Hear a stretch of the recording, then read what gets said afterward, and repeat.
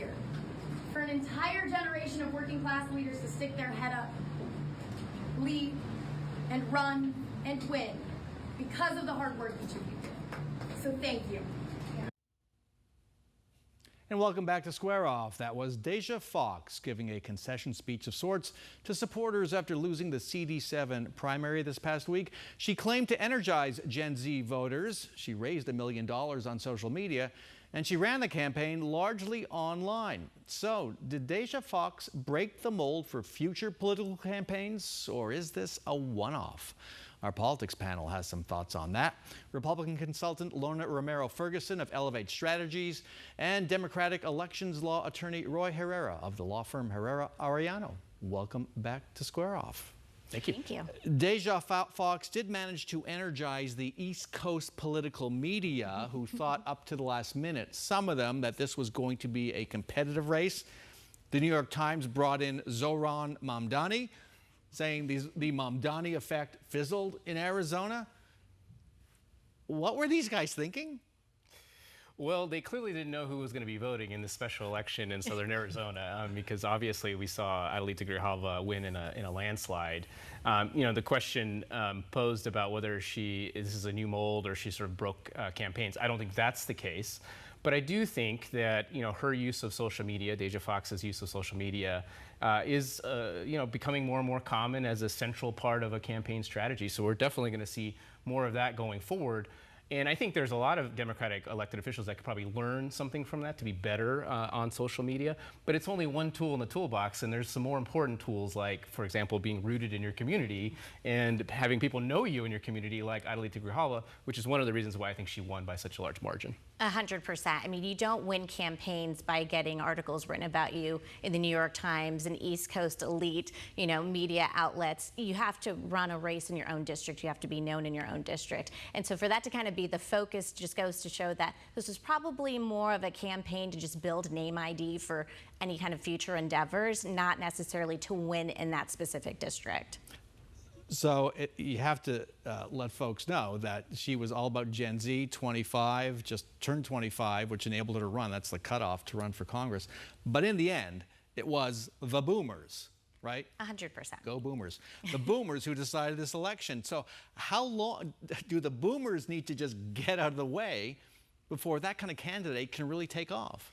Well, maybe, but we live in reality where that is, particularly again in a special election, and there's kind of a short time frame where those are going to be the highest propensity voters, are the most likely to come out, and that's what we saw again. And so, again, the perfect candidate, if one exists, is good with social media and knows how to reach out to people that way, because that is increasingly a way, particularly how young people get their news, how they form their opinions. But at the end of the day, your bread is buttered with the boomers or older voters, because that's the people that come out and you have to appeal to them. And, the thing that's interesting about the special election to me is that the turnout was actually pretty high. And what that shows to me is that there was a lot of enthusiasm for Adelita Grijalva, and of course her father as the longtime congressman. They all came out to vote for her. And this isn't a new formula. I mean, people, when they're going to run a race, they need to understand the demographics of their district and who actually turns out to vote. And so if you're going to run a campaign that's solely focused on reaching out to Gen Z and social media and not understanding that the larger voting block in your district is going to be boomers that aren't on TikTok, that aren't frequenting those social media channels, you're not reaching the majority of voters to be successful. So yeah, that was a great campaign strategy for her to build, some social media influence outside of Arizona, but it wasn't really geared towards the demographics of that district when it turns to in terms of population and actual voters that turn out to vote. All right, next up, the bipartisan political firestorm over how the firefight went against the wildfire that consumed the Grand Canyon's North Rim, including the historic Grand Canyon Lodge. Let's listen to what one observer had to say about what happened. I don't know how you look back and say the right decisions were made. The wrong decisions were made. And we've seen this happen before in Arizona and New Mexico. And that was Kurt Davis, a natural resources advisor to former Republican Governor Fife Symington, former wildland firefighter back in the day. Knows the area very well. He's a political consultant known to all of us at this table. Roy, this is a long-running fight between containing a wildfires, or letting the fires burn. Is that was at the center of this? Well, I mean, I think that is one of the issues here, and I think that's going to be a question going forward. I mean, you know, this is something that's going to be investigated, and if somebody did anything wrong, there needs to be accountability. But as we go forward, the increasing, you know, nature and frequency of wildfires, with how hot things are, the historic drought we're in, we're only going to be seeing more of this going forward, and this is going to be consistently, I think, the question. How prepared are we to react to these wildfires? And a lot of that ends up taking money and resources, and whether that's coming from the feds or the state government, that is going to be the question. And so I do have to commend Governor Hobbs as well as Gosar and Crane and our Democratic senators for wanting to get answers about this. Why did they make this decision to make it be a controlled burn as opposed to suppressing it?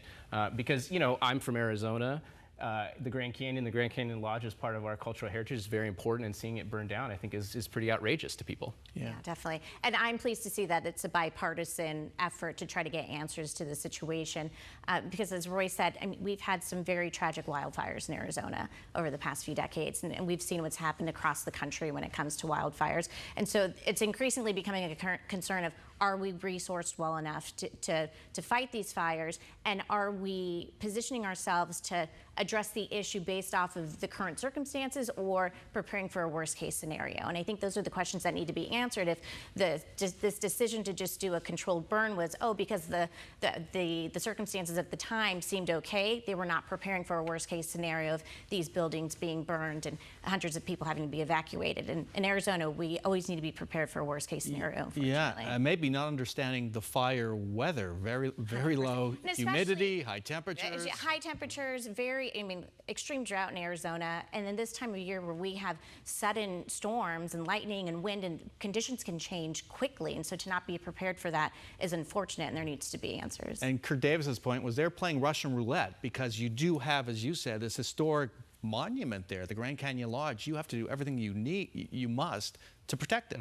And that's the question. Was that done? Okay, I hope this is the last time we talk about the Arizona Democratic Party. I hope not. I hope, but maybe not. So this past week, the Arizona Democratic Party ousted party chairman Robert Branscombe after 6 very turbulent months. It was an overwhelming vote, 9-1 margin among 500 state committee members. Roy, is the drama over? Can the party just get on with it?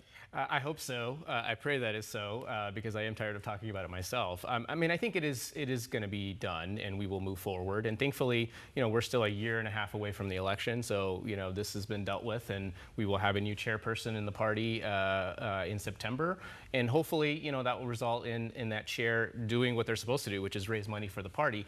And you know, the governor and the senators have already been preparing, you know, obviously because of this issue, with their own coordinated campaign, the Copper State Victory Fund. So there was always going to be a strong coordinated campaign for the Democrats, but now hopefully, because this is done, it's going to be a little bit more cohesive. But is it a lost 6 months? In a really intense political climate. Definitely. I mean, especially given the losses that Democrats just experienced in 2024, to have this much dysfunction immediately after, when they're trying to redefine themselves to voters and prepare for a big election for Democrats where they need to retain some major seats in Arizona and they're hoping to gain others. It's not helpful. Roy is right. The timing is probably, for something of this type of dysfunction to happen this far from the election, is helpful, but it all depends on who actually becomes chair, if everyone's going to rally behind them. Is there going to be dysfunction between this new coordinating committee and who comes in, you know, to run the Democratic Party? So there's a number of factors at play here, but it's just going to be a big question of, can they all just move on and pretend that there's a kumbaya for the sake of the next election cycle, or is there still going to be this vacuum and void of like actual leadership for the party in Arizona? We might have to talk about that again, too. I hope not. Lauren Romero Ferguson, Roy Herrera, thanks so much for joining us. Thank you. Thank you.